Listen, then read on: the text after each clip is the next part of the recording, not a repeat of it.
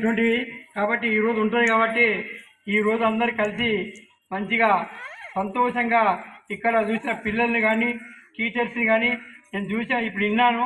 ఇప్పటి వరకు వాళ్ళు ఈ స్టేజ్ మీదకి వచ్చి 4th క్లాస్ 5th క్లాస్ వచ్చి మాట్లాడుతున్నారంటే మామూలు మాట కాదు. వాళ్ళని అంత స్థాయికి ఎదిగించారు ఈ గవర్నమెంట్ స్కూల్ అంటే మామూలు మాట కాదు. ఎందుకంటే ఇవాళ రేపు 10th క్లాస్ చదువుకున్న కూడా స్టేజ్ ఎక్కలేని పరిస్థితి ఉన్నారు.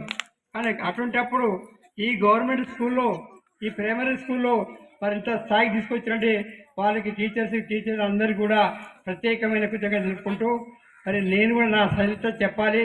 ఎందుకంటే నేను పాఠశాల కూడా మాది, కానీ నేను మరి ఈ స్కూల్లోనే చదువుకున్నాను.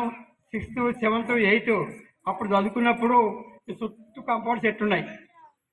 అది కంప సెట్ ఉన్నాయి, చుట్టూ కాంపౌండ్ లేదు. ఇక్కడ రేకులు మాకు పెంకుటిలు చుట్టూ కాంపౌండ్ సెట్ ఉన్నాయి. అది కంప సెట్ ఉన్నాయి, చుట్టూ కాంపౌండ్ లేదు. ఇక్కడ రేకులు మాకు పెంకుటి ఉండే ఇలా పెంకుటి ఉండే అందరికీ ఇక్కడ వరుసగా ఆడికి ఉండి ఇంకా గ్రౌండ్ ఉండేది మాకు. పెద్ద నాయకుని చదువు ఈ స్థాయిలో కాకుండా ఎవరైనా తర్వాత చెప్తారు మీ పెళ్లి చేయకు, మీరు ఎవరు జాబు చెప్తారు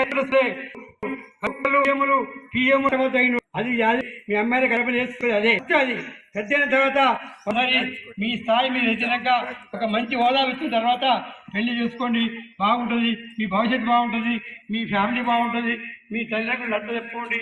అట్లా పంచుకోండి. టీచర్ కూడా చెప్తున్నా, అది కూడా మరి ఒకసారి మధ్యలో చెప్పాలి ఆడపిల్లకి, ఎందుకంటే తెలియదు పాపం ఆ టైంలో 14 కానీ పెళ్లి అయ్యిండు, గురువు కూడా అయ్యిండు.